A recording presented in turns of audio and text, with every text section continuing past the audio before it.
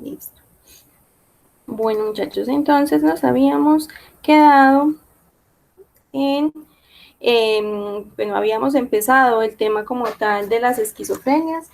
Habíamos conversado un poquito sobre la epidemiología y la importancia de conocer sobre este tema y habíamos hecho énfasis especialmente en el asunto de que las esquizofrenias van a tener o se caracterizan por unos síntomas que la constituyen como que la diferencian de los otros trastornos, pero que debíamos siempre tener muchísimo cuidado porque un solo síntoma en sí mismo y por una cantidad de tiempo muy cortica no quería decir necesariamente que la persona pudiera ser diagnosticada con esquizofrenia.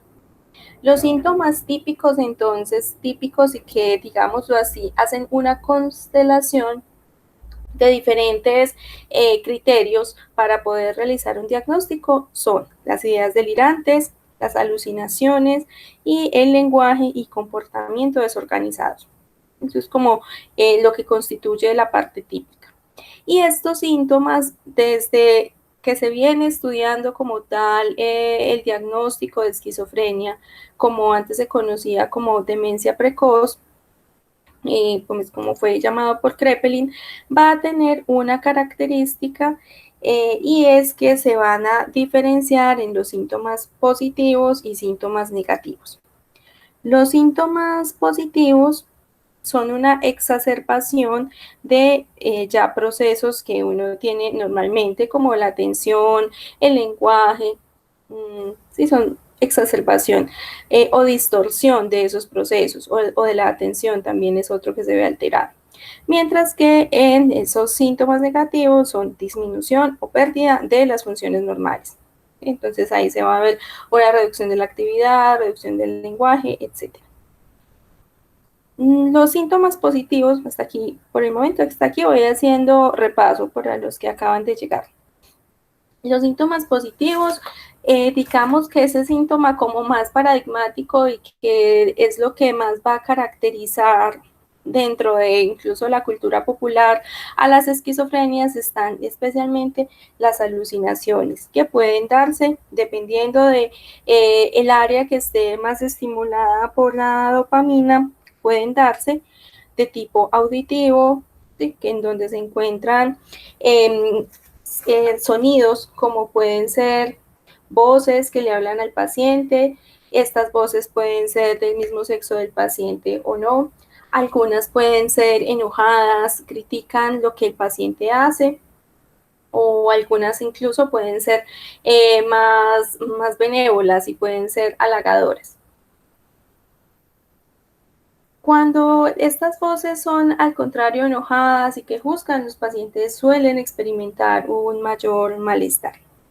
A veces esas voces le hablan a la persona y a veces son que comentan entre ellas o que comentan, por ejemplo, las acciones mismas del paciente. Entonces, puede ser que digan, mírate, ahí vas, ahí estás caminando, o el paciente sienta que hay más de una voz conversando entre ellos. También teníamos las alucinaciones anestésicas, en donde pueden haber sensaciones desagradables como de parestesias, hormigueos, como calambres, o también sensaciones de frío, calor. Incluso se han descrito algunas en las cuales la persona cree que su cuerpo es diferente, que su cuerpo ha cambiado. También tenemos las olfatorias, las personas pueden llegar a oler y generalmente describen son cosas muy desagradables, como que huele a podrido, huele a muerto, y cosas que no les agradan. Y puede ser que las encuentre en lugares o que en sí mismo las encuentre. Nuevamente, esas alucinaciones y sobre todo las olfatorias no nos van a dar ellas en sí mismas, ellas solita, una pista o nos van a poder asegurar que la persona tenga o esté padeciendo una esquizofrenia, porque también hay ciertos tipos de tumores que pueden llegar a dar lugar a que la persona experimente olores como a quemado. Y esto entonces pues en sí mismo no es un síntoma, pues no es un síntoma definitorio de la enfermedad. Bueno, en las alucinaciones visuales, pues las personas pueden llegar a observar algunas figuras, objetos, incluso les podemos dar por esa capacidad que tenemos los seres humanos de darles formas de cosas conocidas como figuras malignas o ángeles o pues, dependiendo del contenido del delirio. También aquí importante, esa no puede ser un síntoma que nos diga que la persona tiene una alucinación, está sufriendo una esquizofrenia, no. Habría hay que mirar, si lo ven en los criterios de exclusión, si la persona está bajo el efecto de algunos medicamentos. Porque las personas, por ejemplo, mayores que se encuentran hospitalizadas, y que de pronto están bajo procesos de recibir algunos antibióticos muy fuertes o están en un cuidado posoperatorio, llegan a experimentar alucinaciones visuales, llegan sobre todo los que yo conozco, incluyendo un abuelito que se murió de una cirugía que le hicieron en la cadera, pero él en sus últimos días uno veía que él movía las manos y trataba de agarrar cositas. Y yo señoras que conocí en el hospital veían era como hormigas que se desplazaban por la pared. Sí, hormigas, pues no como las hormigas normales, sino como hormigas muy grandes. Y lo que hacían era que una vez les ajustaban los medicamentos, esas alucinaciones desaparecían. Entonces, no es solamente la alucinación en sí, sino la alucinación durante un periodo de tiempo. Si miraron en el texto que tenemos del CIE-10, se habla de que haya un mantenimiento de más de un mes. Entonces ahí el criterio temporal es muy importante. Bueno. Los otros síntomas que habíamos mirado muy característicos y que ya aquí estos sí tienen como un peso más importante serían las ideas delirantes. Se me olvidó de una cosa de esta pasada y es que en las alucinaciones visuales también pueden ser inducidas por el consumo de sustancias, por el consumo de algún estimulante, de marihuana incluso, ¿sí? En donde las personas pueden llegar a ver cosas que no están ahí realmente. En el caso, por ejemplo, de estas fiestas de música tecno, ¿sí? Lo que se llaman los raves, las personas consumen éxtasis, otras pastillas que se llaman 2CB, bueno, una cantidad de cosas. Y esto hace que experimenten la música, las luces de una forma muy particular. Describen cosas como que sienten que la música los atraviesa el cuerpo, que ven las ondas de colores y no sé qué.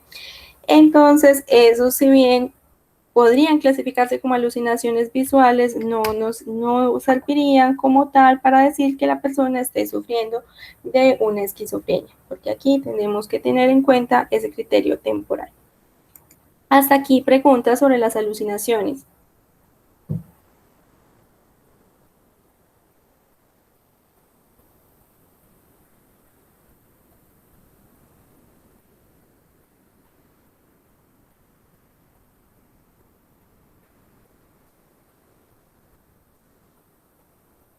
Listo. Bueno, el otro punto, entonces habíamos hablado ya también de las ideas delirantes y nuevamente esto es repaso, pero para que quede como claro. Entonces, en las ideas delirantes vamos a tener toda la parte que nos hablan de ideas que las personas pueden desarrollar. Esto, si ustedes miraron el texto que teníamos para hoy, se puede explicar de diversas maneras.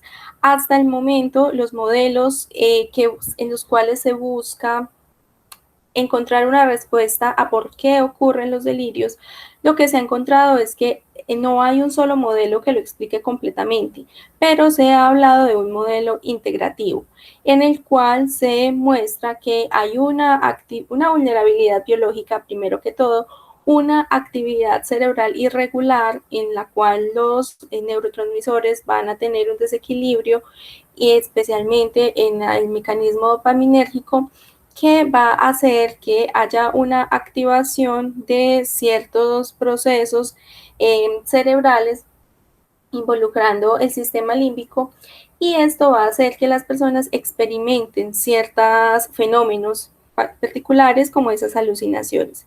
Pero aquí el punto de por qué ocurre el delirio es donde entra la parte cognitiva.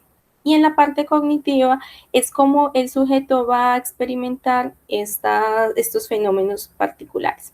Por ejemplo, ¿a ustedes alguna vez se les ha pegado una canción?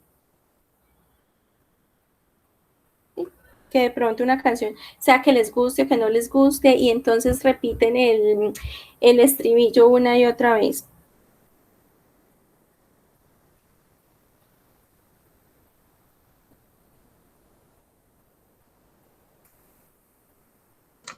Sí, profe, varias veces, de hecho. Listo. Entonces, cuando a ti te ha pasado eso, David, ¿tú qué te dices? ¿Que por qué te pasa eso? No sé, seguramente la canción esté asociada a algo. Yo le doy como un carácter más invocante. Pero en algún momento has llegado a sospechar que los extraterrestres pusieron esa canción dentro de tu cabeza.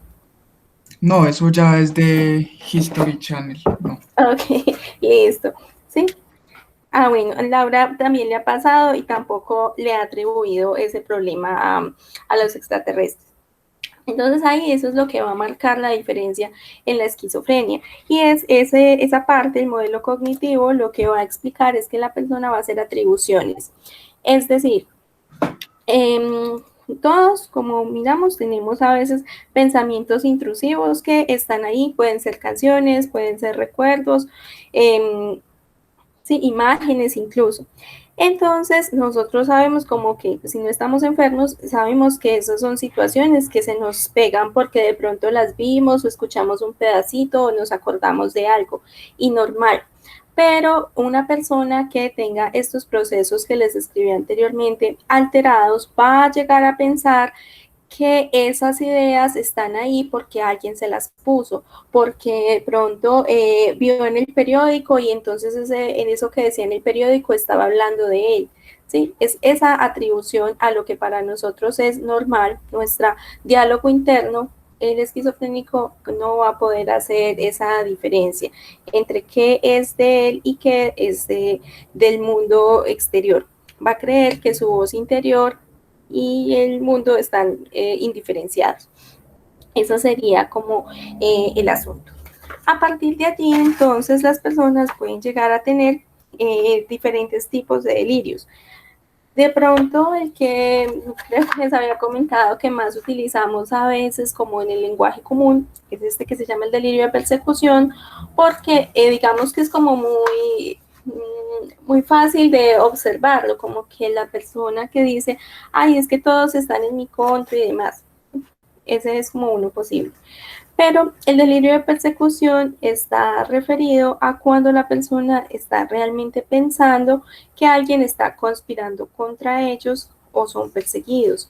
Eh, por ejemplo, creen que sus sobres, sus cartas están siendo abiertas, que su teléfono está chuzado, que de pronto hay personas que entran a su casa y les revisan sus cosas o que las personas están constantemente vigilándolos.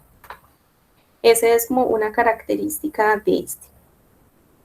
Bueno, y les decía pues que este es uno como de los que más se conocen porque también ha sido muy caracterizado en novelas, pues, en la literatura, en películas y demás.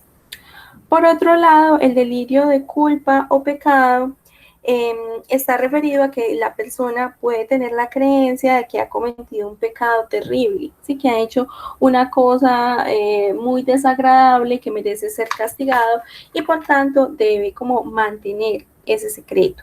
Incluso cuando son cosas que pues no tienen nada de malo. Por ejemplo, haberse masturbado cuando era pequeños o en la actualidad. De pronto hay personas que incluso llegan a pensar que solamente porque desearon que algo pasara, eso ocurrió. Por ejemplo, se pelearon con alguien y dijo, ay, o pensó, ojalá este se muriera. Y luego esa persona tuvo un accidente, entonces experimentan culpa porque creen que fueron ellos los que causaron el mal en la otra persona. Todos estos, pues la diferencia entre estos delirios es el contenido.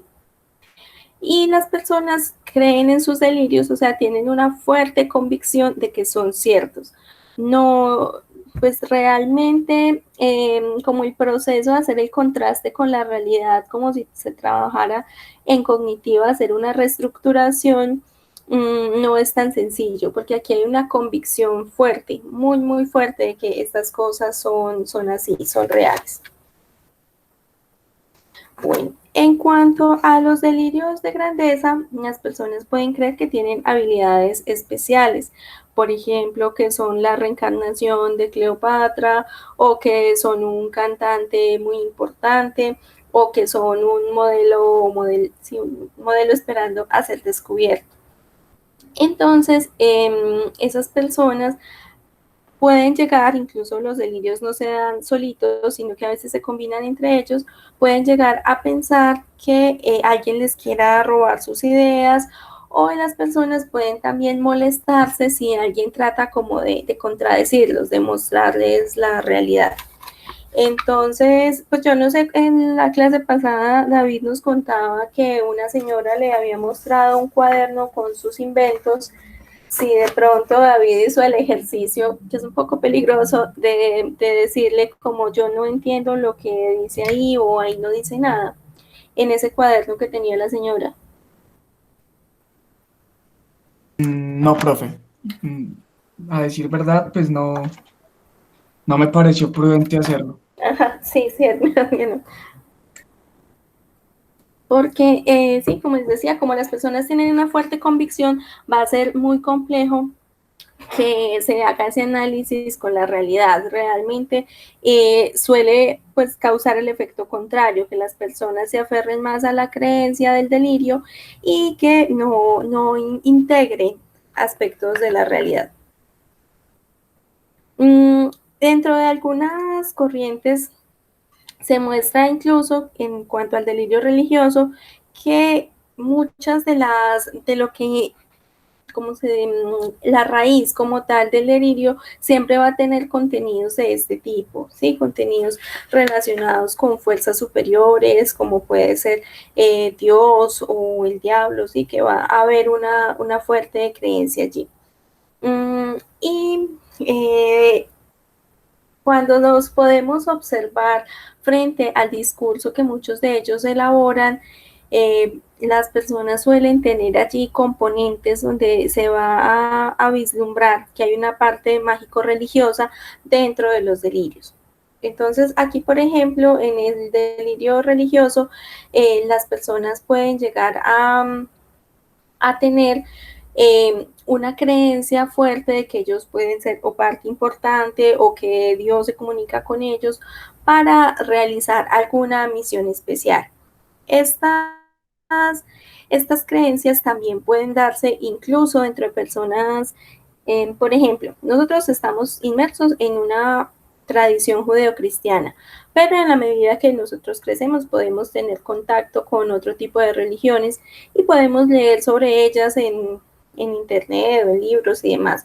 Entonces, no necesariamente tiene que ser la creencia judeocristiana la que esté involucrada, sino que la persona puede llegar a experimentar delirios con contenidos traídos de otras religiones. Y se puede, como les decía, combinar con delirios de grandeza. Por ejemplo, una persona puede creer que es un enviado de Alá y debe llevar, no sé, al mundo a la salvación o algo así. Aquí, como habremos visto en la historia está llena de diferentes personajes que, pues, digamos, es muy complejo decir que, sí, es que este tenía esquizofrenia, pero pues que tenían unos síntomas bastante evidentes, en los cuales pues son personas que dentro de la cultura, al ser considerados bendecidos por esa deidad, pudieron llegar a hacer actos heroicos o pudieron llegar a liderar poblaciones enteras para poder pues llevando a cabo esa dictadura, ¿no? Ese designio que venía de Dios. Entonces, a veces, como en esos procesos históricos, puede ser que como el criterio social aprobaba ese delirio, entonces no se veía como tal. Y entonces aquí es donde miramos que por qué puede ser difícil a veces mirar los delirios, porque es necesario hacer ese contraste si esas ideas que están presentando las personas están en relación con ese contexto social o no, y si tienen también como una coherencia. En estos días estuve mirando, si tienen Netflix, de pronto les interese un poco, una serie documental extraño que salió que habla de el rey Tigre, que es un señor. Sí, yo brevemente había escuchado de ese señor, pero es un señor en Estados Unidos que tiene un santuario o un zoológico más bien, en donde tiene como 300 tigres. Y entonces, si quieren ver muchos de estos delirios que aparecen acá, les recomiendo esa serie. Aquí se los voy a anotar en el chat, porque ahí se van a observar diversos de esos problemas. Por ejemplo, el de grandeza, el de control, sí, van a aparecer muchísimos eh, dentro de la historia de este hombre. Listo. En cuanto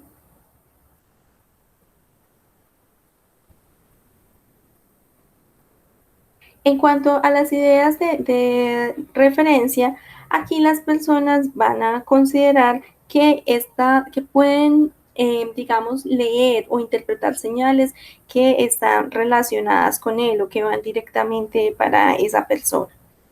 Mm, Pueden llegar a considerar que, que se están tratando de comunicar con él alguna entidad especial, como les decía, pueden ser o los extraterrestres o el gobierno o alguna entidad oculta, y que le están enviando mensajes a partir de diferentes medios como la radio, la televisión o las revistas.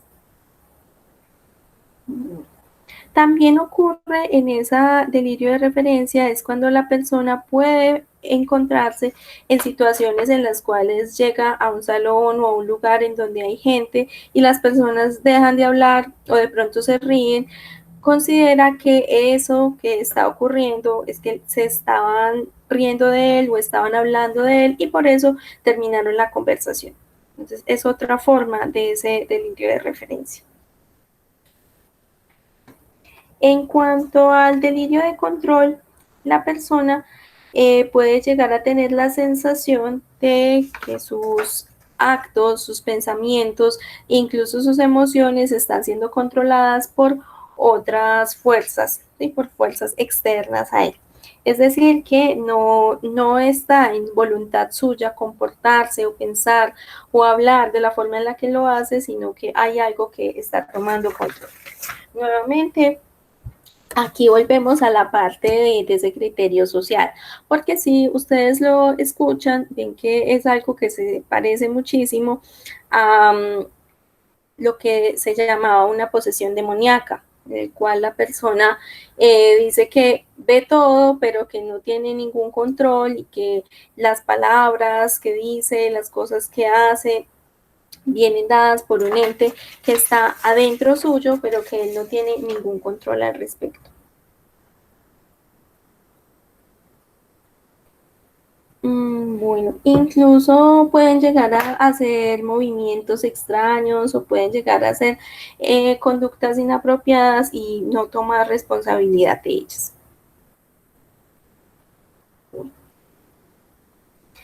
En cuanto a la difusión del pensamiento, aquí la persona va a creer que esos pensamientos se dan como si fueran una voz diferente a él, ¿sí?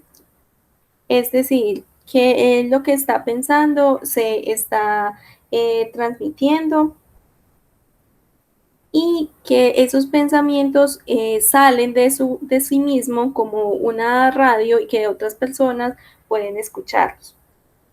Incluso, pues sí, sin tener control de eso, pueden llegar a pensar que hay unas personas que están escuchando, monitoreando sus pensamientos y que él no tiene la posibilidad de dejar de hacerlo, ¿sí? No tiene posibilidad de emitir los pensamientos. Esto es distinto a la lectura del pensamiento en la cual la persona cree que aquí los que lo las personas pueden saber sus pensamientos, pero no porque sean audibles, sino porque pueden acercarse a él.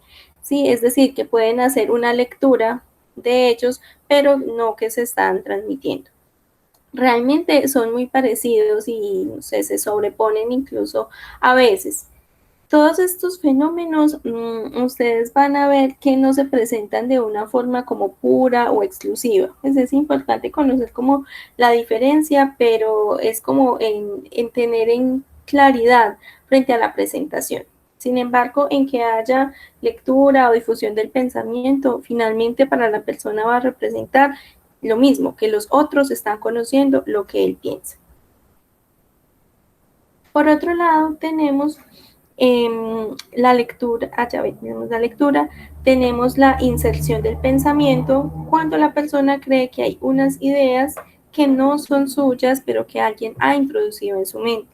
Entonces, la canción que no queremos oír, el pedacito de esa canción, o de pronto lo que, como el lema de alguna marca, sí, este tipo de cosas que aparecen en nuestra cabeza por alguna razón y que no tiene que ser una razón negativa, sino algo que nos lo evocó, la persona lo va a experimentar entonces como eh, algo exterior que se le mete a él en la mente, que algo o alguien metió en la mente esa idea.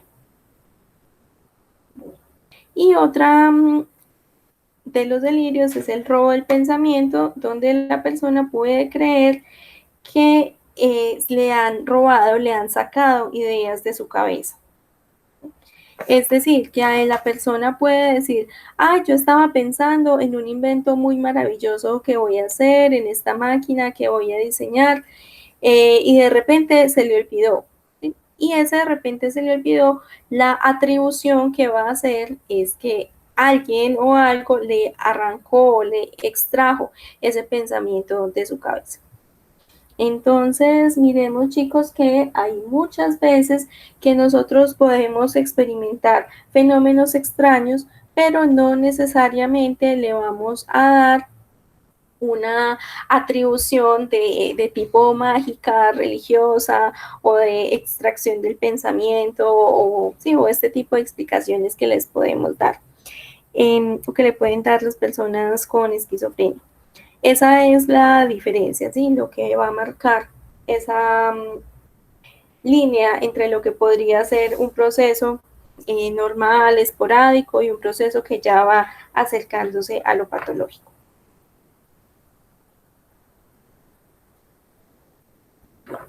En cuanto al asunto de lo que se considera también muy, muy llamativo y que nos muestra justamente esos procesos dentro de ya el comportamiento anormal, está esa apariencia que van a mostrar las personas. Creo que eso ya ha quedado claro, que tienen que ver con la forma en la cual se pueden vestir inapropiada para el lugar, la cultura, la comunidad en la cual se encuentren, los problemas, comportamiento social y sexual, la forma también de ser agresivo y agitado. Sí, yo en estos días, como hemos estado estudiando este tema, sí me he acordado de diferentes personas que uno se encuentra a lo largo de la vida que probablemente tengan este trastorno y uno en su momento no lo sabía, pero personas que eran como en los barrios o en los pueblos, los que siempre eran considerados los loquitos, de personas que eran muy agresivas, sobre todo cuando ingerían algún licor o consumían sustancias, era muy frecuente que estuvieran por allí todo el tiempo buscando pelea y que pues, esto en algunas personas con menos tolerancia sí pudiera generar que los golpearan y que tuvieran más problemas. Bueno, y la conducta repetitiva puede referirse a estos actos o rituales que la persona lleva a cabo una y otra vez, que no necesariamente tienen que tener un contenido, sino que son comportamientos que para la persona dentro de su delirio pueden tener un significado.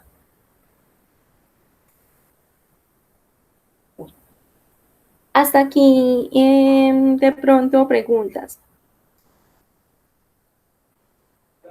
Profe, yo. Sí. Es que se me apagó el equipo, entonces me perdí un pedacito de la explicación. ¿Qué quiere decir difusión del pensamiento?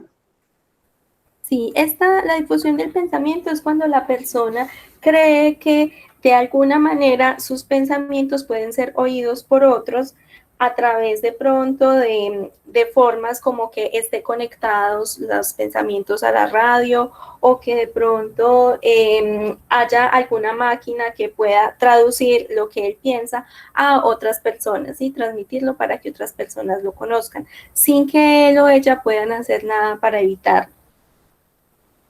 Es decir, que la persona cree que sus pensamientos han dejado de ser privados y son conocidos por otros. Gracias. Listo. Listo, chicos. La idea también de mirar hoy es pues el texto que ustedes tenían que nos hablaba acerca de modelos explicativos para las esquizofrenias. Digamos que de todos los diferentes modelos que se han propuesto, pues se han encontrado que más que, como les decía ahorita, más que uno tener la razón absoluta, se han encontrado que cada uno ofrece posibilidades de comprensión. Entonces es como para que lo tengamos ahí claro y que la idea sería que ustedes hoy, en la medida que vamos avanzando y a partir de la lectura que hicieron, podamos generar preguntas. ¿Sí? Generar preguntas porque ustedes verán que este es un tema amplio y complejo. Entonces, si se les ocurren, las pueden ir escribiendo por el chat o si de pronto se les ocurren durante la lectura o cuando terminemos la clase para que las enviemos por correo electrónico y tratar de irlas resolviendo acá entre todos y así poder avanzar, porque originalmente esta clase de los modelos era un debate. Más que una presentación, era un debate, entonces la idea es que eso lo podamos seguir llevando a cabo, así sea desde el punto de vista de la virtualidad. Entonces, si tienen preguntas, porque eso lo trabajaremos pues, aquí tangencialmente y en la próxima clase también cuando veamos los modelos, perdón, los cuadros de la psicopatología. Bueno, continuemos entonces. Por aquí es donde nos habíamos quedado. Entonces, habíamos hablado de las diferentes posibilidades dentro de esas tres formas en las cuales se manifiestan los síntomas, como los delirios, las alucinaciones, y aquí vamos a mirar específicamente los trastornos del pensamiento. Les recuerdo que, no les recuerdo, ustedes eso ya lo saben, nosotros no conocemos, no podemos saber cómo es el pensamiento de las personas que atendemos, sino solamente a partir del lenguaje. Sí, es a partir de lo que las personas nos reportan, a partir de lo que nos cuentan, que podemos saber qué es lo que ocurre en el pensamiento de las personas. Entonces es como para que lo tengamos claro que si queremos trabajar como en este asunto de la clínica, hay que volvernos sobre todo muy buenos escuchadores. Esa palabra no existe, pero para que me entiendan, ¿sí? Tenemos que escuchar muy bien y para poder que el discurso de la persona se abra y efectivamente nos diga algo de lo que le pasa en su cabeza, necesitamos ser buenos entrevistadores. Y esa es también como el asunto de tener, por un lado, el fondo, ¿sí? Como los fundamentos para poder que lo que la persona me diga me resuene y me diga, ah, bueno, este es un síntoma, este es este trastorno, este síntoma se llama así y puede indicarme que vamos a encontrarnos en presencia de tal enfermedad, pero que para poder lograr eso necesitamos saber ese punto de vista de la forma de preguntar, ¿sí? Y la forma de preguntar también tiene que ver con para dónde voy, qué es lo que quiero descartar, qué es lo que quiero llegar, a dónde quiero llegar. Bueno, y muchas veces las personas hacemos preguntas y solamente estamos esperando que responda el otro, pero no le escuchamos la respuesta, sino que estamos pensando, y ahora después, ¿qué le voy a preguntar cuando me responda esto? Entonces, es como mirar hacia dónde están orientadas las entrevistas. Bueno, entonces los trastornos del pensamiento son del pensamiento, pero nos enteramos de ellos por el discurso, por el lenguaje de la persona. ¿Cómo nos damos cuenta de su existencia? A partir de que hacemos una pregunta y miramos qué respuesta nos da la persona. Cuando hablamos de estos fenómenos, uno de ellos es el descarrilamiento. Sí, el primero, el descarrilamiento, nos habla de asociaciones laxas. Entonces la persona habla, sí, tiene una respuesta, pero lo que habla se sale del curso. Es decir, empieza a hablar de una cosa, pero termina la siguiente idea, habla de otra cosa distinta que solamente medio se relaciona. Y realmente la persona aquí no está respondiendo a lo que le estamos preguntando. Por ejemplo, ¿usted cómo siente que está el clima hoy? Y la persona nos empieza a dar una respuesta que puede que empiece a respondernos de la pregunta que nosotros le hicimos, pero finalmente empiece a derivar sus ideas de una manera que no vaya a llegar a ningún punto. Finalmente, cuando la persona termina de emitir su respuesta, vemos que habló mucho, pero no nos dijo realmente nada, ¿sí? No respondió a la pregunta que le hicimos. Entonces, esto va dándonos una pista de que hay ese proceso de descarrilamiento. El otro fenómeno se llama tangencialidad. ¿Sí? Tangencialidad, la persona más o menos, sí, o sea, como su nombre lo indica, de forma tangencial, toca un poquito la información que nosotros le estamos solicitando, pero lo hace de una manera que realmente tampoco da respuesta a la pregunta, solo más o menos. Si le pregunté cómo está el clima hoy, en algún punto de pronto hable del clima, pero no hable de su opinión sobre eso. Esa es también una de las formas en las cuales se presentan estos trastornos. Y aquí lo diferenciamos del descarrilamiento en que aquí se refiere solamente cuando se habla de responder una pregunta. El descarrilamiento puede darse en general en el discurso, en el habla espontánea que nos puede hacer la persona. En cuanto a la incoherencia, vamos a encontrarnos que las personas pueden conectar unas oraciones unas con otras, pero que no guardan entre sí una ideación. Aquí el asunto que necesitamos ver frente a lo que nos expresa el discurso, el lenguaje de las personas, es que el lenguaje nos manifiesta cómo está funcionando la mente. Entonces, si una persona nos va a presentar unas frases en las cuales esté diciendo una cosa, la siguiente idea no hila con la primera y así, esa es un reflejo, una fotografía de cómo está su mente. Incluso en las conjunciones que utilizan, bueno, yo a ustedes no les he corregido trabajos, pero a veces me encuentro con cosas que dicen los estudiantes y es que dicen una frase, esa frase es cierta, la otra frase es cierta y entre las dos la conjunción que utilizan es porque o ya que, sí, como si la primera explicara la segunda y realmente no. Y esa es uno de los fenómenos en los cuales se va dando esta incoherencia.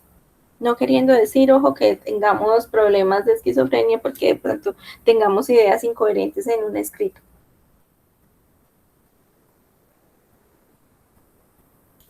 Bueno, el siguiente punto sería la ilogicalidad, en el cual las personas llegan a conclusiones sin tener una secuencialidad lógica. Es decir, se hace una abstracción de alguna cosa y la conclusión no tiene nada que ver con la abstracción a la cual se elaboró.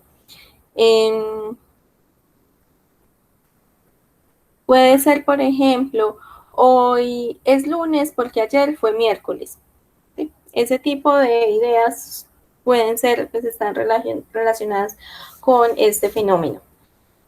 Entonces, aquí pues, es un ejemplo de pronto muy sencillito, pero las personas en general hacen elaboraciones muy profundas en las cuales llegan a ese punto de determinar que una situación es así porque ellos lo consideran sin tener en cuenta los elementos de la realidad objetiva.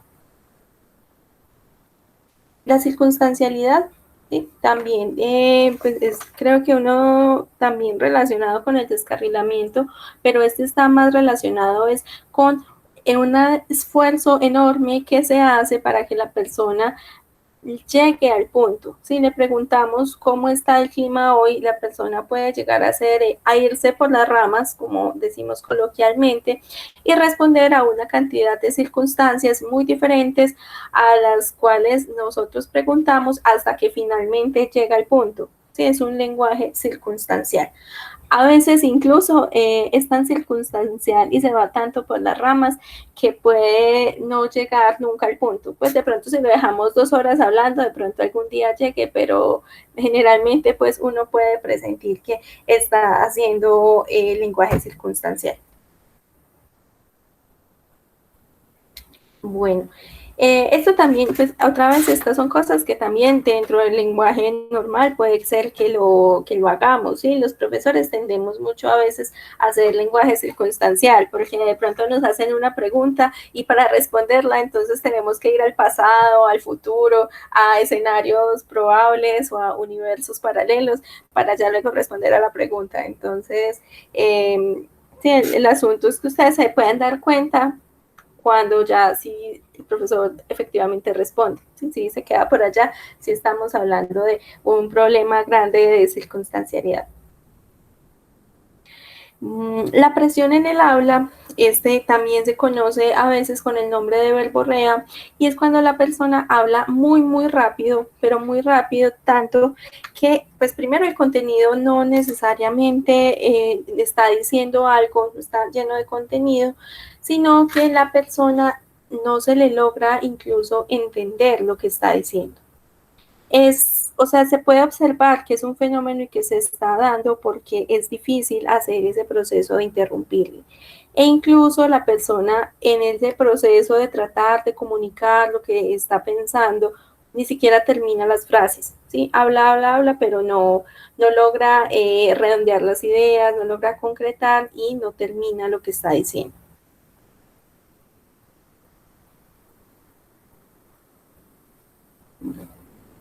El otro punto se llama distraibilidad, y aquí el paciente empieza a hablar de una idea, empieza a hablar y luego ya deja de hablar de esa idea y cambia a otra idea distinta. ¿Sí? Aunque estas puedan tener lógica de forma separada, no tiene la posibilidad la persona de concentrarse. Si vieron también en el texto que teníamos para hoy, en alguno de, ya no me acuerdo en cuál de los modelos se hablaba acerca de esos procesos atencionales que también van a verse afectados en la esquizofrenia. Sí, procesos en los cuales la persona puede tener una atención a detalles que no son relevantes, ¿sí? Como que, por ejemplo, en este momento ustedes puede que me estén escuchando, estén viendo la pantalla, pero además están viendo otras cosas. Entonces, se supone que usted debe prestar atención a la pantalla y al sonido, pero de pronto hay otras cositas y de forma incontrolable, y el esquizofrénico mirará esas otras cositas que no tienen que ver con la actividad que esté haciendo. Entonces allí, en ese asunto de la atención, también puede darse que en el aula la persona no logre prestarle suficiente atención a una sola idea o a lo que está diciendo sobre esa idea y la pueda completar y que la pueda terminar. Por último, las asociaciones fonéticas también nos hablan de patrones en el habla en el cual los sonidos son los que hacen que la persona hable de una cosa y de la otra, sin que tengan una relación semántica entre sí, sino solo fonética, solamente a partir del sonido. Puede ser a partir de rimas, a partir de que terminen de la misma manera, ¿sí? No necesariamente que tengan una conexión.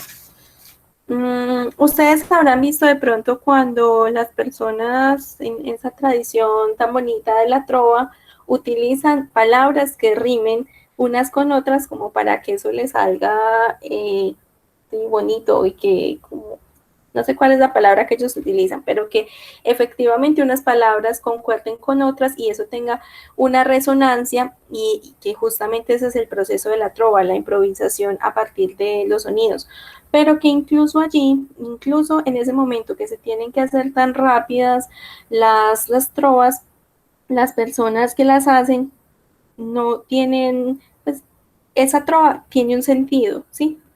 Tiene un orden lógico. En cambio, en las personas que están teniendo un discurso en el cual los pensamientos se dan por asociaciones fonéticas, no hay un contenido en ese discurso. Preguntas hasta acá.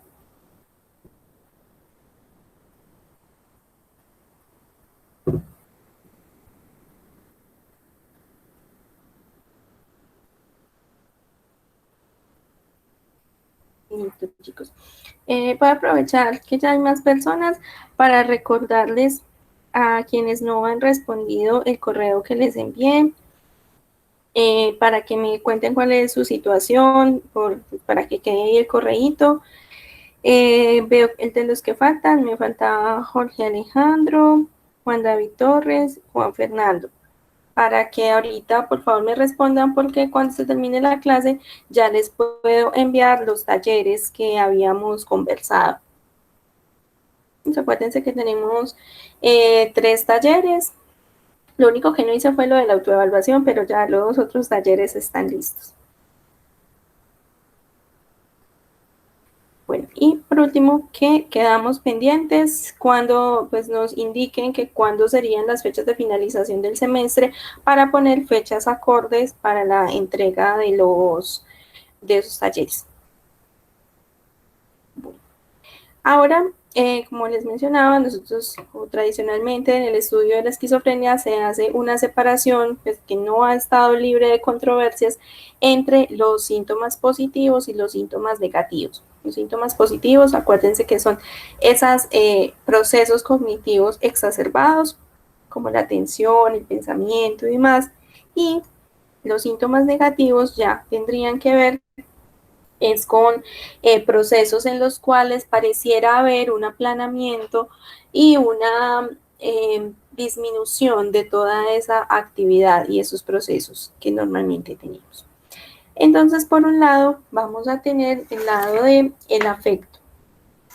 Cómo el afecto, ese estado de ánimo, va a tener un embotamiento, como si se disminuyera el umbral en el cual hay una excitación que permitiera evidenciar alguna emoción. Pues también mirándolo desde el punto de vista de si es el lenguaje el que nos da cuenta de los procesos de pensamiento, son las expresiones corporales las que nos dan cuenta de los procesos emocionales que está viviendo la persona. Por tanto, podemos decir que hay un afecto embotado a partir de ese lenguaje no verbal que están teniendo las personas. Entonces, por un lado, algo que nos muestra que una persona pues, está en ese estado es esa expresión facial inmutable, en la cual la persona parece que su cara no fuera pues ya de carne y hueso, sino que pareciera de otros materiales como madera o que fuera robótica. No hay cambio en esa expresión facial y si se examina también el discurso, si la persona en caso está hablando, si desea hablar, la persona puede que esté hablando, pero no hay absolutamente ninguna modificación de su expresión facial, a pesar del discurso que esté diciendo, a pesar que lo que esté contando sea algo alegre o algo triste, la expresión facial permanece inmodificable. Por otro lado, todo lo que nosotros hacemos, pues hacíamos cuando nos veíamos, era pues parte de nuestro lenguaje, de nuestra forma de comunicación, no solamente está dada por la voz, por los sonidos emitidos, por el paso del aire en nuestras cuerdas vocales, sino que nosotros hacemos unos procesos no verbales en los cuales nos movemos las manos, alzamos las cejas, hacemos muecas para poder hacer un énfasis en lo que queremos decir, para poder mostrar y estar seguros de que le estamos transmitiendo al otro lo que estamos pensando, lo que estamos sintiendo. ¿Sí? Eso es como el curso normal. Pero las personas que están sufriendo una esquizofrenia de síntomas negativos tienen una disminución de todos esos movimientos espontáneos y todos esos ademanes expresivos que uno normalmente tiene. Además, se caracterizan porque no mueven las manos, no mueven las piernas o lo hacen muy de vez en cuando, ¿sí? Parece como que su movimiento se hubiera disminuido al mínimo. ¿Sí? Incluso movimientos como que hace uno pues muy inconscientemente, como inclinarse hacia adelante cuando está tratando de defender una opinión o relajarse, así como bajar los hombros cuando ya está relajado y no está hablando. Sí, esos movimientos también son inexistentes en las personas que están sufriendo estos movimientos disminuidos.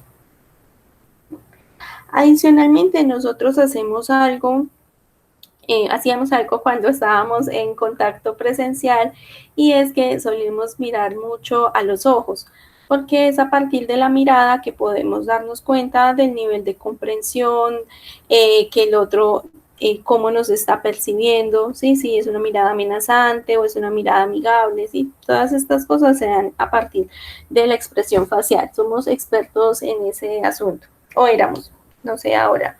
Bueno, en todo caso, las personas cuando tienen esta sintomatología negativa, rehuyen la mirada de los demás y tampoco utilizan sus ojos para poder expresar sus emociones o su discurso. Generalmente dejan de mirar al otro, su mirada parece extraviada o miran como a un punto indeterminado en el vacío. Y eso, digamos que esa es una de las cosas que más a veces dificulta como establecer esa comunicación o que puede ser más frustrante para el personal que los atiende porque las personas refieren como, ay, qué miedo ese señor que no lo mira uno o que lo atraviesa uno con la mirada, porque no mira ese punto, como ese triángulo social que llaman, que hay entre los ojos y la boca. No mira esos puntos. Bueno. Por otro lado, entonces, algo que muestra que el afecto está embotado es la incongruencia afectiva. Sí, incongruencia afectiva es cuando la persona está contando algo pues muy difícil que a cualquier persona sin problemas le causaría mucha tristeza, angustia y dolor, y la persona no evidencia esto en su manifestación, en su expresión emocional. O también que de pronto se le informe, se le diga algo que va a causar o debería causarle un impacto emocional y la persona no tiene esa presencia de respuesta emocional adecuada. Incluso algunos pues pueden tener una expresión neutra o algunos tienen una expresión como de una sonrisa falsa mientras se habla de cosas que no son, pues que no ameritan una sonrisa. Bueno, también otra cosa que nosotros solemos hacer en la comunicación es que cuando hablamos, para poder hacer énfasis en lo que decimos, bajamos, subimos el tono de voz, podemos hacer diferentes tonalidades y esto permite que acentuemos como las partes más importantes y expresemos también algunas emociones a partir de la entonación. Estas personas hablan casi que como robots, ¿sí? No hay entonación, no hay cambios en esa musicalidad de la voz. Sí, esto que nosotros, pues no sé, como la parte en la cual entonamos, modulamos, en ellos esa parte es bastante plana. Listo, chicos, preguntas hasta acá.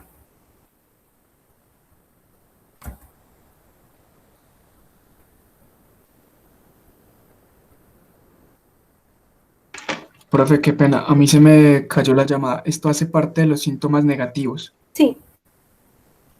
Ok, gracias. Yo ahorita, hoy sí, ya como hoy terminamos, les envío las diapositivas, pero sí, David, mira, íbamos aquí en los síntomas negativos y estábamos en la primera parte que nos habla de las dificultades en cuanto al afecto. Y es decir, las manifestaciones que se ven en la expresión emocional.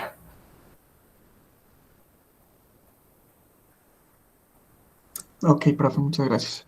¿Listo? ¿Hay alguna otra pregunta?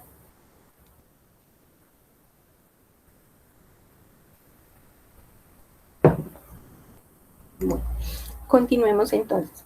Otro de los síntomas de estos, digamos que el afecto embotado y la logia son síntomas y ya estas de abajo son sus manifestaciones. Bueno, lo que vamos a ver entonces es que hay otra manifestación y está relacionada o se denomina alogia y alogia, como su nombre lo dirá, es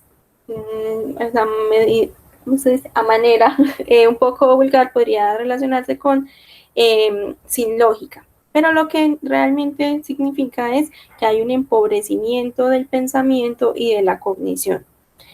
A medida que la persona con un cuadro de esquizofrenia va manifestando los síntomas, puede que los síntomas desaparezcan, pero en algunos casos puede llegar a haber también un deterioro cognitivo o incluso las manifestaciones que tenga la persona pueden estar o estarse dando como si hubiera ese deterioro.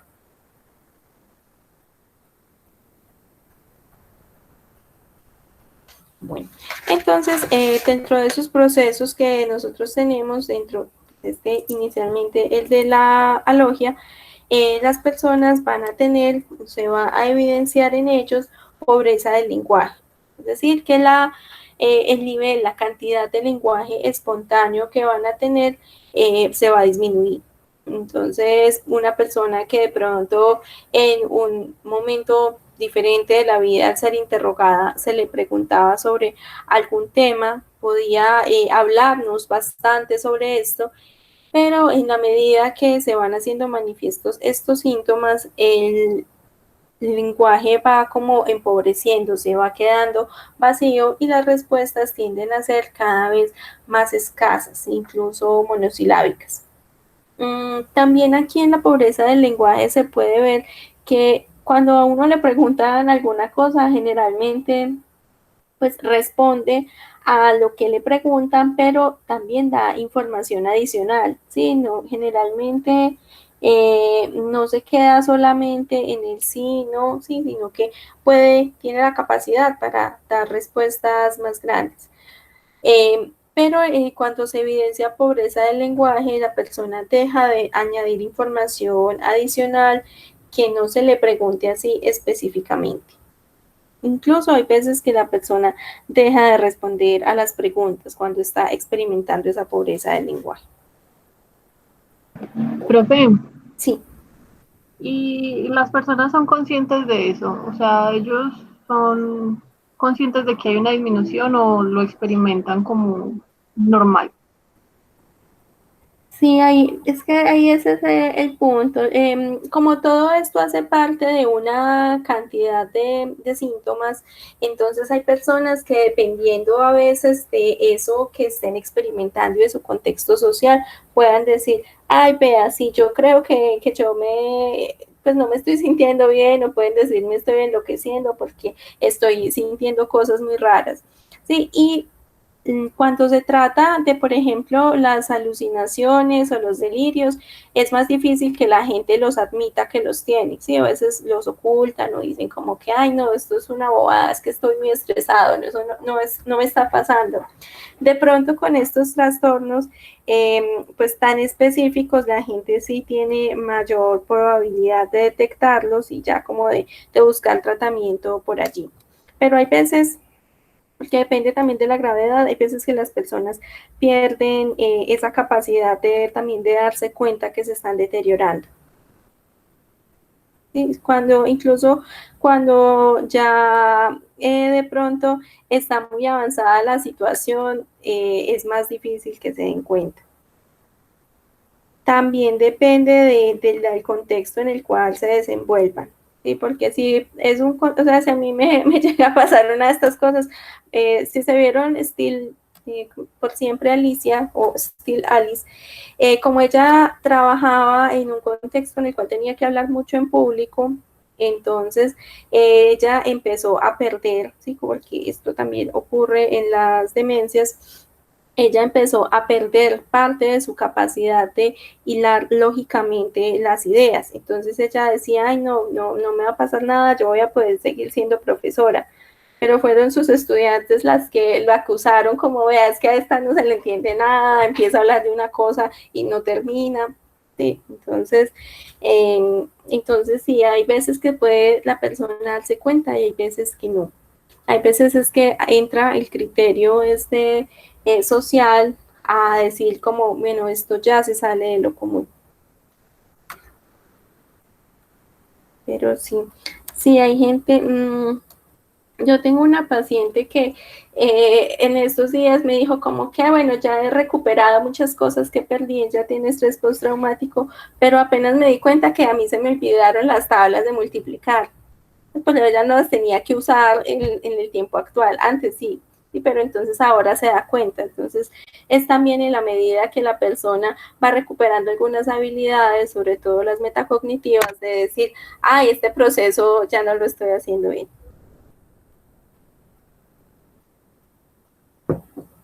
Bueno, entonces íbamos en la pobreza del lenguaje.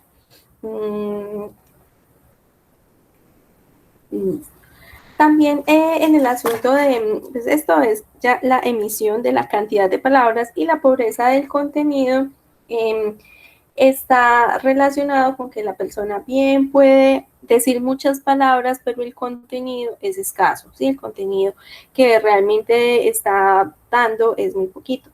Dentro de lo que uno habla generalmente, está transmitiendo sonidos, pero la idea es que esos sonidos lleguen a las cabezas de las mentes de los oyentes y se transformen en ideas, ¿sí? Y se transformen en recuerdos.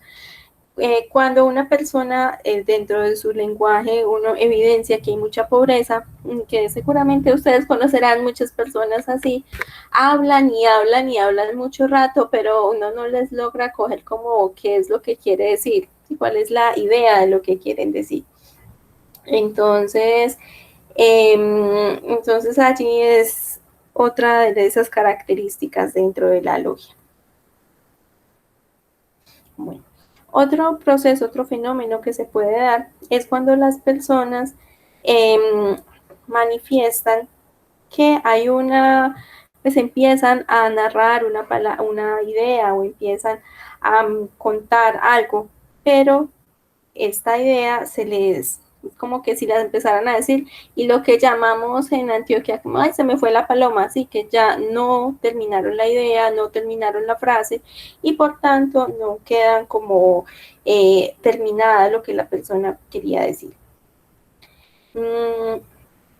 Bueno, Esto nosotros solamente podemos saber si efectivamente le pasó a la persona, si le preguntamos, ven, ¿por qué no terminaste la idea? ¿Sí? ¿Qué es lo que pasó aquí? Y ya sería la misma persona la que confirme si es que ya no se acordaba de qué fue lo que le pasó.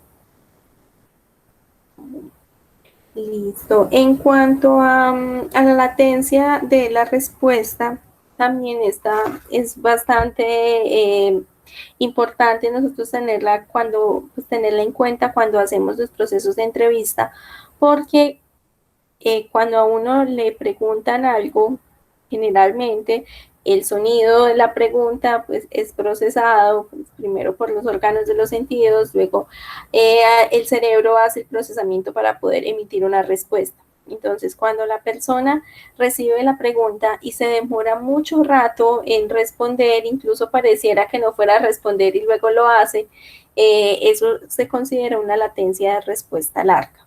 Entonces, es normal que de pronto si uno le pregunten de un tema que no sabe o si le están haciendo una pregunta muy compleja, como que uno escoja las palabras con las cuales va a responder. Y ya otro punto es cuando la persona definitivamente se demora como tal muchísimo, muchísimo para poder emitir esa respuesta.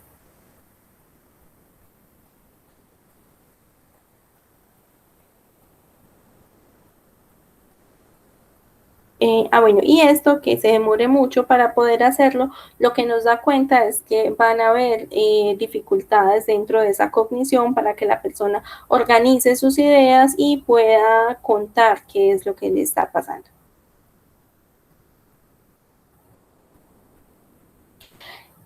Otro de los síntomas, uno cuando está estudiando psicología le toca aprenderse como todos estos nombres, abulia, anergia, dinamia, alogia, etcétera. Este es otra y es la abulia y se conoce como su definición nos habla de una falta de energía, de impulso, de motivación o de interés para hacer las cosas. Incluso cosas que se consideren actividades cotidianas y necesarias para el normal desempeño de la persona.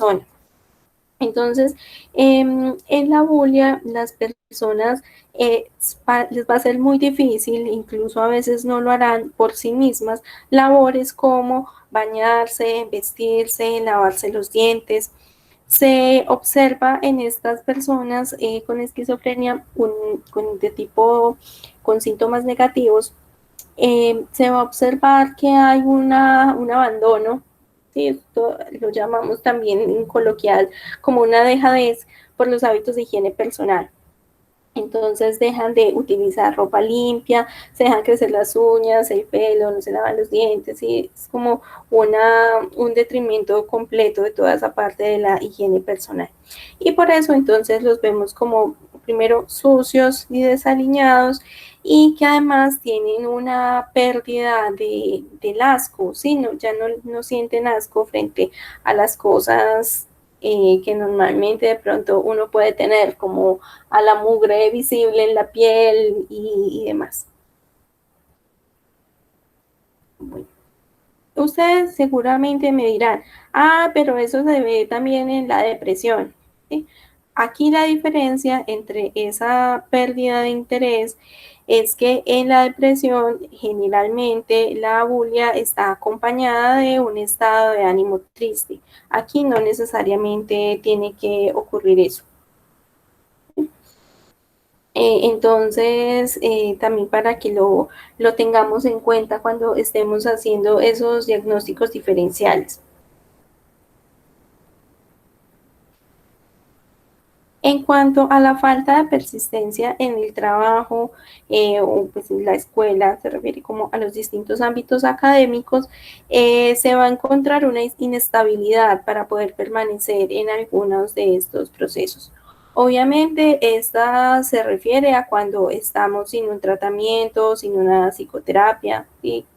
Porque pues justamente la búsqueda de los procesos terapéuticos va a estar encaminado a que la persona pues pueda conservar un trabajo, tener relaciones estables y lograr una organización en su vida. Pero aquí entonces cuando hablamos de esta falta de persistencia, vamos a encontrarnos con que la persona va a ser incapaz, pues por sus mismas dificultades en su estado de ánimo, en el cumplimiento de los deberes y obviamente la motivación para poder sentarse a trabajar, es que esa, digámoslo así, para ustedes en este momento haberse podido conectar, necesitan tener una motivación y un poquito, así sea un poquito de energía para poder hacer las cosas, ¿sí? Y además que no es que se conecten a cualquier hora, sino que se conectan a la hora que es la clase. ¿Sí? Entonces sí se requiere una cantidad de distintos elementos que componen esa cadena conductual para que ustedes estén aquí en este momento. Y también para que estén, pues, se conecten y que además se queden. Sí, pues es como una cantidad de energía necesaria. Las personas que sufren de esquizofrenia y que presentan esta sintomatología negativa van a encontrarse con que esas cosas que ustedes pueden hacer con mayor o menor dificultad para ellos va a ser muy complejo. ¿Sí? Y de tener la capacidad de hacer eso todos los días, ¿sí? De ir a estudiar, de ir a trabajar. También es posible que hagan el trabajo de una manera irregular o que hagan las cosas de manera muy desorganizada. Incluso si están, pues no están ni en el trabajo ni en un ámbito escolar, es posible que las personas en su casa tampoco tengan la disciplina para hacer todas las cosas que hacemos normalmente. Sí, sí, de pronto alguno de ustedes, yo creo que la mayoría son muy jóvenes, pero si de pronto alguno de ustedes está asumiendo responsabilidades en medio de la cuarentena, como que le toca hacer la comida, la limpieza y demás, verá que son labores también que requieren de, pues, estos procesos de tener energía para poder realizarlos, ¿sí? Como incluso para cosas muy sencillas, ¿sí? Como abrir la nevera, preparar la comida, cocinarla, ¿sí? Todo esto requiere de un esfuerzo. Hay distintos procesos pues que uno va a encontrarse en donde se van a encontrar la combinación de los delirios y de estos procesos, por ejemplo, de abulia. Me acuerdo de un señor que pues en ese momento nadie sabía qué tenía porque pues no estaba diagnosticado ni estaba en un proceso clínico, sino que era en un proceso de intervención psicosocial en un barrio. Entonces, dentro de esas talleres que se hacían con la comunidad, las personas reportaron que había un señor que vivía en una casa y que esa casa les daba mucho miedo. Pues sí, se preguntó cómo pues que tiene la casa de raro, no, es que la casa está rodeada por una cantidad enorme de basura, ese señor no deja que se bote la basura, sí, pues aparte él no la limpia, pero tampoco permite que la boten, y las personas estas son las empresas públicas, tenían que instalar un poste de luz en esa casa y resulta que el señor, cuando fueron a hacer el hueco, pues, no era en la casa, sino que pasaba por la casa. Cuando fueron a hacer el hueco para poner el poste, el señor se le activó más bien el delirio que esto era una herramienta que iban a utilizar para robarle sus ideas y que por ese hueco iban a robarle como sus riquezas o un tesoro que él tenía guardado en ese lugar.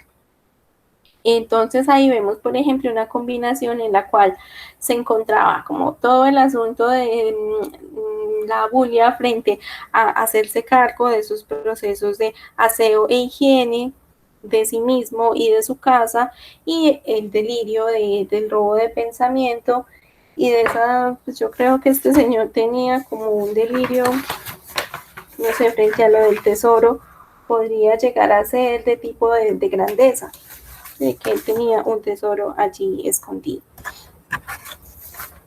Bueno, chicos, preguntas.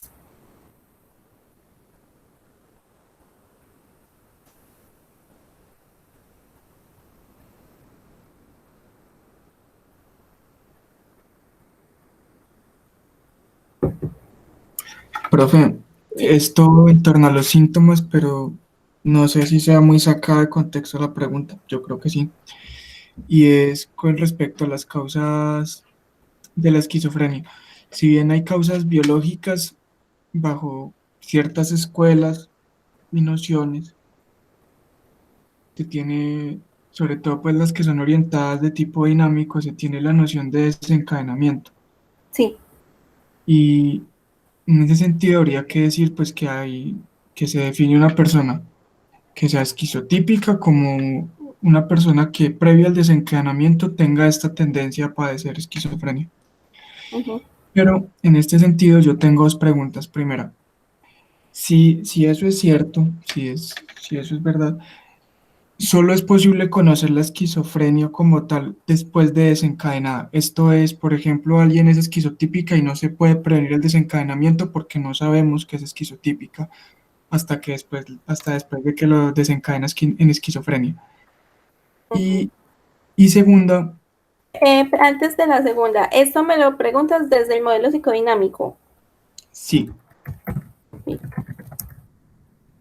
¿Y Y, cuál es y, la segunda? segun- y segunda, ya bajo otro modelo, eh, ¿cuál es la etiología como tal de la patología? Esto es, ¿cuál sería como un origen causal que derive precisamente en esto? Lo digo porque viendo los síntomas, hay un amigo Sí.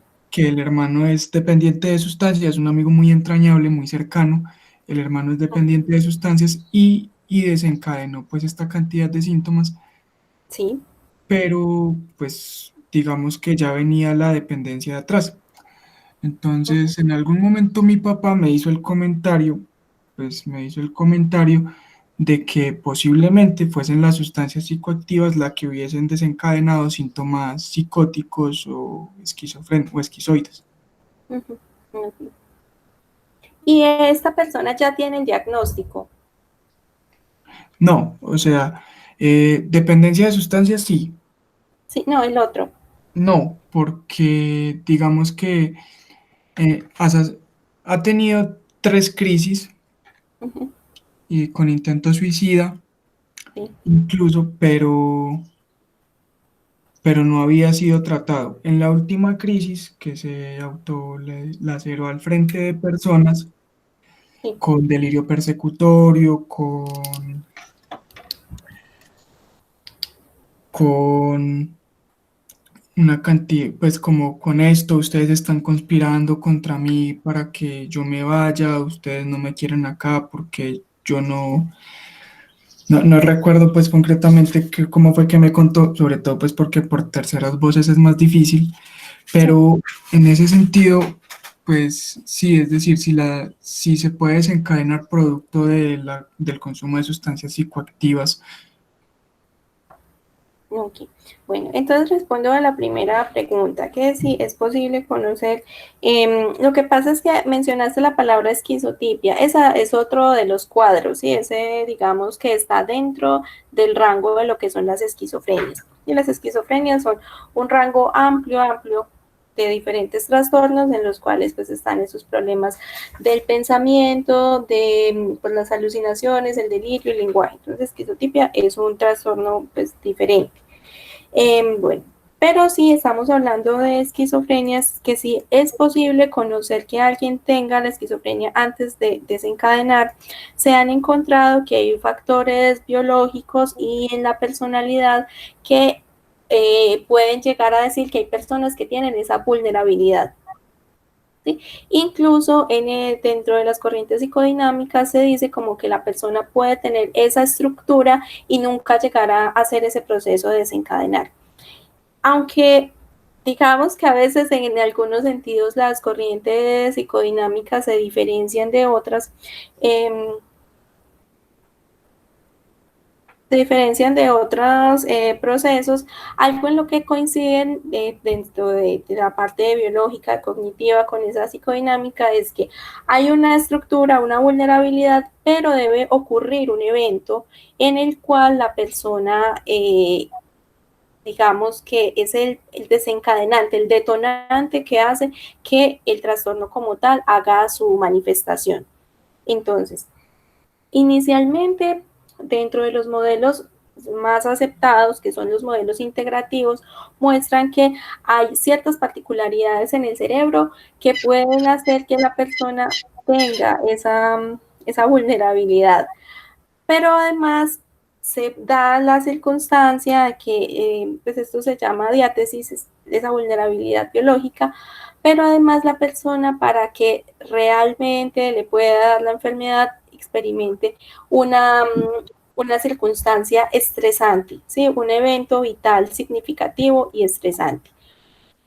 Ese evento puede a veces no ser algo malo, incluso hay relatos dentro de la parte analítica que mencionan, por ejemplo, el nacimiento del primer hijo, ¿sí? Que puede no ser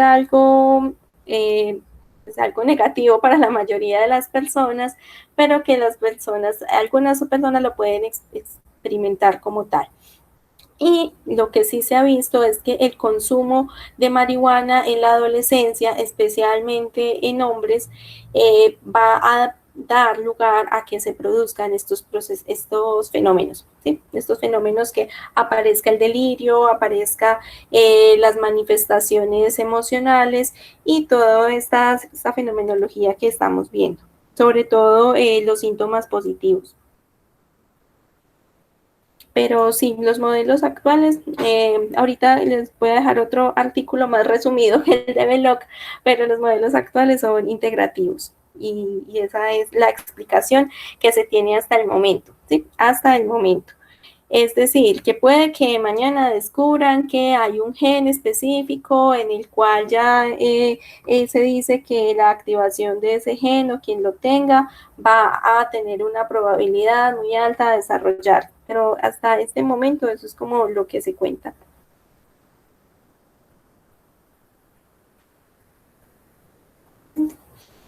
Entonces, sí, ahí, por ejemplo, cuando se hizo todo este asunto de la prohibición de consumir sustancias en los parques y en lugares públicos, ustedes vieron que el mundo de la psicología se dividió en dos. Entonces, unos los que alegaban por el libre desarrollo de la personalidad, y los otros como que, venga, es que el consumo de sustancias, pues eso usted lo puede hacer en su libertad, pero no nos diga que ese consumo es inocuo, porque el consumo puede llegar a desencadenar patologías que hasta ese momento no se habían manifestado.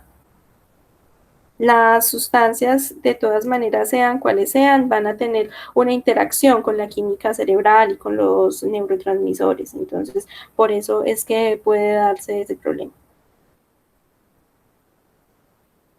David, no sé si ha quedado claro. Sí, profe, muy claro. Muchas gracias. Listo, chicos.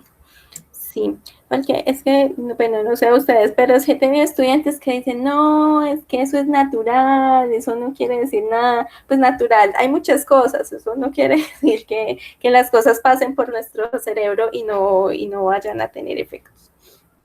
Bueno, otra que se me olvidó mencionar aquí es la anergia física. Entonces, aquí en estos, es que el proceso que a veces nos hacen desde la cultura pop es que nos muestran la esquizofrenia como siempre el paciente agitado, el paciente que está diciendo incoherencias, que está como vestido extravagante y demás, ¿sí? Pero los síntomas negativos a veces son poco retratados, y en estos síntomas, por ejemplo, la anergia física es todo lo contrario como a esa idea del esquizofrénico agitado y extravagante. La alergia, personas que tienen esta sintomatología negativa de alergia física, lo que van a mostrarse es casi que físicamente inertes, están ahí, ligeramente abren los ojos, se pueden quedar quietos muchísimo tiempo y no hacen ninguna actividad, ni de pararse, ni ir al baño, ¿sí? Se pueden quedar durante muchas horas haciendo exactamente lo mismo, de estar ahí tumbados o sentados. Bueno. Y la tendencia generalmente es a eso, estar sentados o recostados. Entonces esa es, pues incluso en el suelo, sofá, cama, cualquier lugar, no les gusta moverse, y de hecho es como si no tuvieran como la voluntad, la energía para poderse mover.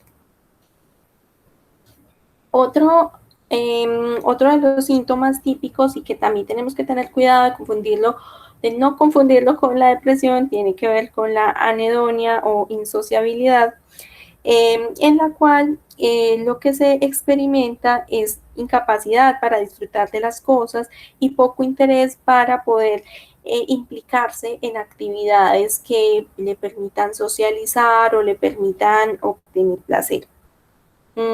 Si bien esto, pues como les digo, no se restringe solamente a la esquizofrenia, porque pues, la anedonia es uno de los síntomas característicos también de la depresión, lo que va a ocurrir en este proceso es que pues, nuevamente no va a haber la tristeza, sino un desinterés completo frente a esa engancharse en actividades.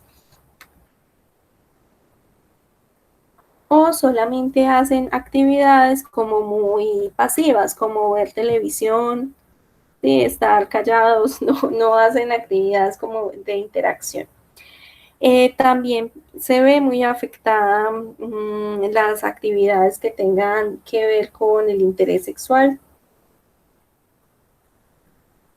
Y ya no disfrutan, no inician, no se ven enganchadas en actividades que tengan que ver con el sexo. De hecho, suelen narrar que ya no sienten como el impulso, la libido y demás. También muestran en este aspecto de la anedonia y la insociabilidad que no logran conectarse o estar con las otras personas de esa manera en que uno se puede sincronizar como con las emociones del otro, ¿sí? En la cual lo que llamamos comúnmente el rapport, de poder sentir que el otro me entiende, que yo le entiendo, como que nos podemos conectar y sincronizar emocionalmente. Estas personas no lo logran hacer. Y aquí las personas generalmente que lo reportan, ahí sí vienen siendo los familiares, las otras personas, como siento que físicamente está aquí, pero pues no está realmente en ese momento experimentando las mismas emociones, ni siquiera teniendo como el esfuerzo de establecer intimidad con el otro. Bueno, listo. Por último, estaría la dificultad para tener relaciones con amigos y semejantes. Generalmente son muy restringidos y no sienten como malestar por esto. Entonces es también como mirarlo en comparación con el trastorno depresivo, y es que para la mayoría de las personas con depresión esta situación sí les causa como molestia, para ellos no hay como dificultades, es como una característica que ellos tienen de no tener esa experiencia del placer, del disfrute con los otros. En cuanto a los procesos atencionales, que ahorita se los mencionaba un poquito, ellos van a tener en el fenómeno de la esquizofrenia van a tener unas dificultades para mantener la atención a largo plazo en las ideas, en las experiencias en las cuales se encuentran, y estas se van a manifestar entonces en que de pronto concentran la atención solo un poquito de forma esporádica o la concentran en cosas que pues no tienen que ver. Por ejemplo, si le estás preguntando algo a la persona y la persona lo que no escuchó nada de lo que le preguntaste, pero se fijó en tus zapatos o en algo que estaba detrás. Sí, esa es como algo característico, que la atención no se focaliza en el lugar en donde debe estar. Bueno, adicionalmente, pues si la persona está conversando y no está prestando atención a lo que se le está diciendo, no va a poder entonces responder a las preguntas y engancharse en esa conversación que se está teniendo. Y entonces es también ese proceso que se ve afectado en las cuestiones laborales, las cuestiones académicas, que uno va a requerir tener una atención sostenida para poder hacer una actividad, por ejemplo, una lectura o escuchar una conferencia o cualquiera de esas actividades en las cuales pues te debes quedar y sostener la atención. Se distinguen entonces dentro de esos procesos de la esquizofrenia 4 grandes tipos. Yo sé que en el texto del CIE-10 hay un montones, pero tradicionalmente estos son los 4 tipos fundamentales. Vamos a mirar entonces cada uno. Está el tipo paranoide, la desorganizada o hebefrénica, la catatónica y la indiferenciada. Estas 4 tipos están agrupados de esa manera dependiendo de cuáles sean los síntomas que estén predominantemente en cada uno de ellos. Y por eso hicimos como ese recorderis de los síntomas positivos y los síntomas negativos que ya esos sí eran nuevos para poder mirar cuál es la diferencia entre estos tipos. Entonces, bueno, entonces frente a este asunto como de los diferentes diagnósticos y los diferentes códigos que aparecen en el manual, es como para que miremos o lo entendamos siempre que esquizofrenia es una enfermedad múltiple de un rango muy amplio de manifestaciones, como ustedes ya lo han visto, y que el diagnóstico o esa etiqueta como tal vendría a darnos una pista de qué tiene la persona, pero ya es que uno a partir de que de pronto infiere como que se cumplen estos criterios generales, ya va a mirar es el subtipo. Entonces aquí ya tenemos algo que nos ayuda. Ya vimos qué es la esquizofrenia en general y vamos a mirar cuáles son los subtipos. En el paranoide vamos a encontrarnos en esos criterios diagnósticos que hay preocupación por una o más ideas delirantes, esas que mencionamos ahorita, de grandeza, de persecución, cualquiera de estas ideas. Además, puede que haya las ideas o alucinaciones auditivas frecuentes. Además, no hay lenguaje desorganizado, no hay comportamiento catatónico o comportamiento desorganizado y no se va a dar afectividad aplanada o inapropiada.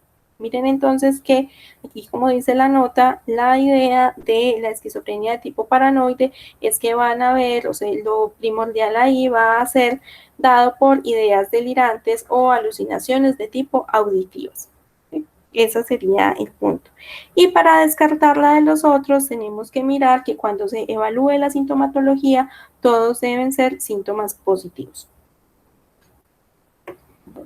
Por otro lado, está la de tipo hebefrénica y o desorganizado, en donde vamos a encontrar ya, digamos, el esquizofrénico que vemos en las películas, en donde se encuentra el lenguaje desorganizado, también el comportamiento y una afectividad inapropiada. Sí, afectividad como risas o como, pues sí, una manifestación emocional que no concuerda con lo que la persona está experimentando o lo que está relatando. Y el criterio para excluirla de los otros tipos es que no reúne los criterios para la siguiente que vamos a ver. Entonces, aquí digamos que es la cuestión para decir si es de un tipo o de otra, es mirar cuáles son los síntomas que predominan. Entonces, aquí dentro de nuestra nota diagnóstica se encuentra que esta se define por los síntomas positivos de lenguaje desorganizado y conducta desorganizada. Y también va a tener síntomas negativos, como el aplanamiento afectivo o el inapropiado. O sea que aquí vamos a encontrar de los dos, tanto positivos y negativos. Mientras que en la anterior solo encontrábamos los positivos. En la siguiente, como se imaginarán, que creo que se deben imaginar por su mismo nombre, la esquizofrenia de tipo catatónico, vamos a encontrar montones de síntomas negativos. Va a haber inmovilidad motora, en donde la persona poco o nada va a responder, que va a estar como muy inerte, pues o de apariencia inerte. También no me acuerdo si esta la tengo negativa, tiene una actividad que no corresponde. Permítanme un segundo.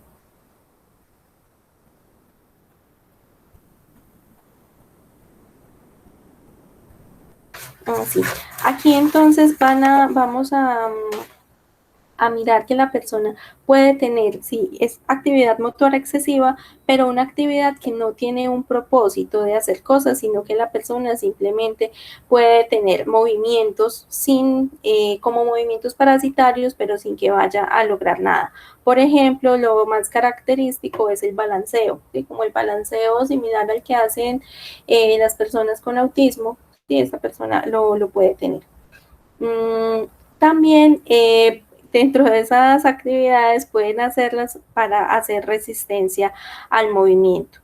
Las personas cuando se les preguntan cosas como quiere comer, ir al baño, pues hacer alguna actividad que requiera moverlos, sacarlos de esa posición en la que están, se niegan o no responden. También vamos a encontrar que pueden adoptar posturas extrañas, esos movimientos estereotipados como el balanceo, manierismos que pues, están relacionados con formas en las cuales mueven sus manos, sus piernas o hacen muecas, que son también pues, muy estereotipados y que no se, digamos, no tienen tampoco un propósito. Dentro de lo que muestran en su proceso del lenguaje, es que el lenguaje pues, está muy empobrecido y su característica está dada por la ecolalia, es decir, que van repitiendo las últimas frases o las últimas palabras que escuchan, ¿sí? De lo que de pronto alguien dijo, su lenguaje, aunque pueden producir lenguaje, no es un lenguaje con contenido, sino que está dado por la repetición. De igual forma, también se puede hacer lo mismo con los movimientos. Sí, esto de la ecopraxia también hace referencia a que la persona repite movimientos que ha visto en la situación en la cual se encuentra. Entonces, en este catatónico, dentro de la nota para diferenciarlo de los otros, se va a dar por la presencia de perturbación psicomotora, que puede estar orientada por un lado hacia la inmovilidad o por el otro lado a la presencia de movimientos perturbadores que no van a tener una intencionalidad clara.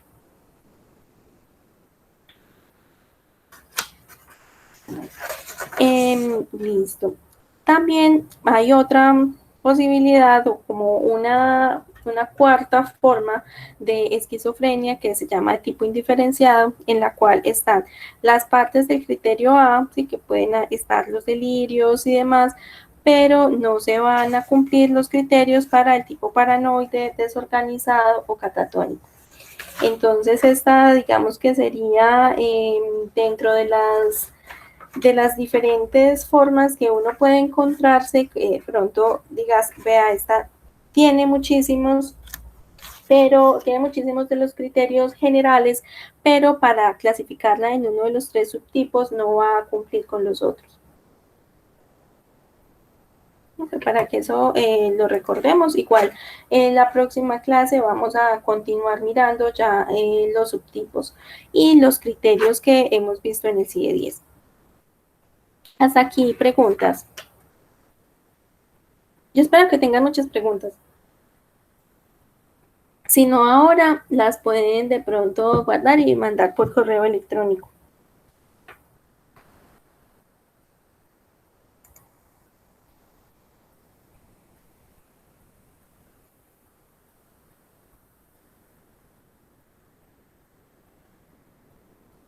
Okay. Bueno, chicos, entonces, para que vayan pensando mientras van pensando sus preguntas, la idea que nos acerquemos a este tema es que entendamos que la esquizofrenia tiene una compleja y variada presentación. Es, digamos que por excelencia, ese trastorno que ha sido, junto con la depresión, de los más estudiados por la psicología clínica y por tanto se ha logrado hacer esta taxonomía tan precisa de los contenidos de los delirios, de los trastornos del pensamiento, de los problemas del lenguaje. Y entonces verán que tiene unas manifestaciones pues bastante amplias. Y además que miremos que comparte muchos síntomas con otros trastornos mentales, especialmente con los trastornos del estado de ánimo.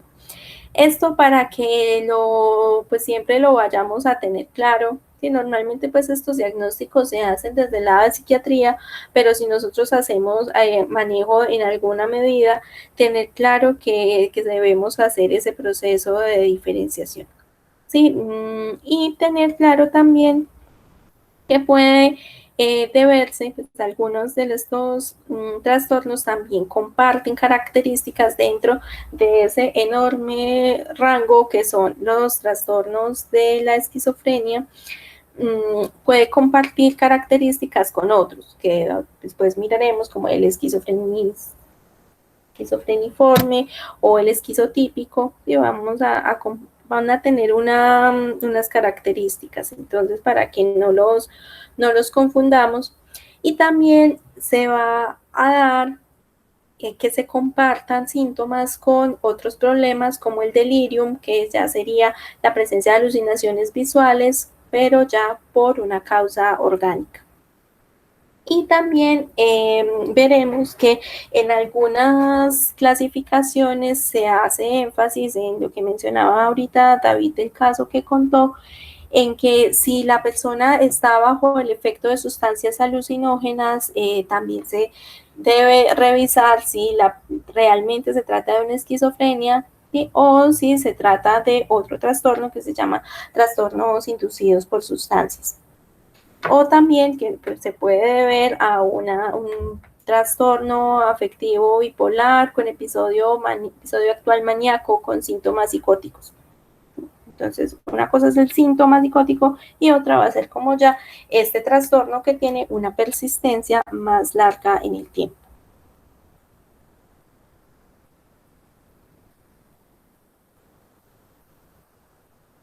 Listo, entonces. Ya tengo una pregunta. ¿Cómo es la diferencia o la semejanza, no sé, entre la psicosis y la esquizofrenia? Son nombres que ha recibido a lo largo del tiempo. En el manual, es que incluso miremoslo, en el texto que leímos sobre de Belloc, a veces los llaman como de forma similar. Sí, los llaman trastornos psicóticos o los llaman esquizofrenias. Realmente están haciendo referencia al mismo nombre. Lo que pasa es que cuando las cosas al principio fueron nombradas de una forma, o sea, primero fue nombrado demencia precoz, luego fue nombrada psicosis, luego fue nombrada esquizofrenia, a veces se utilizan esos términos de forma intercambiable. Pero estamos haciendo tenía otra pregunta también. Ah, sí, antes que se me olvide, sí, de pronto también que en la parte de las teorías psicodinámicas, sí, como en la parte de psicoanálisis, ellos no hablan de esquizofrenia, hablan de psicosis. Y para que también aclarar eso, como que también tiene que ver desde dónde estemos leyendo el fenómeno.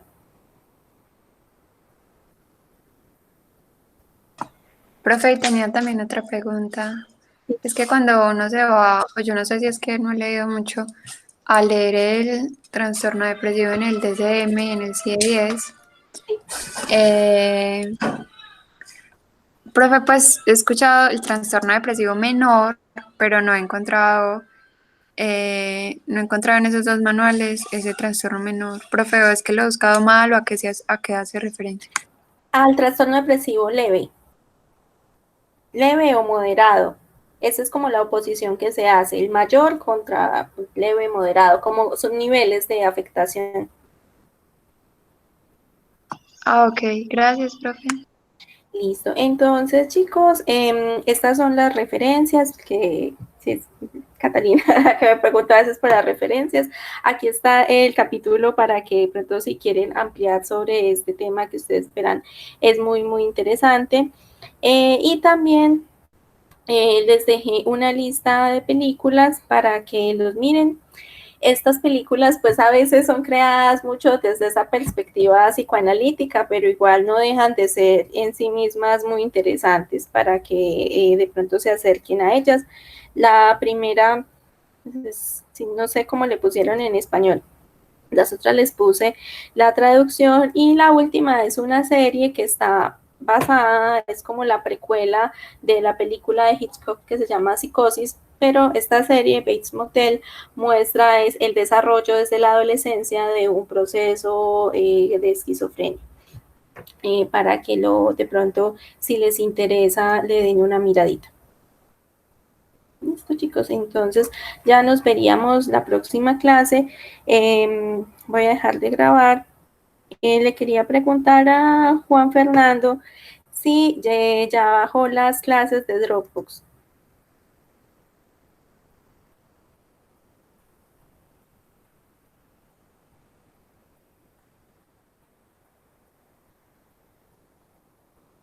Juan Fernando, ¿me escucha?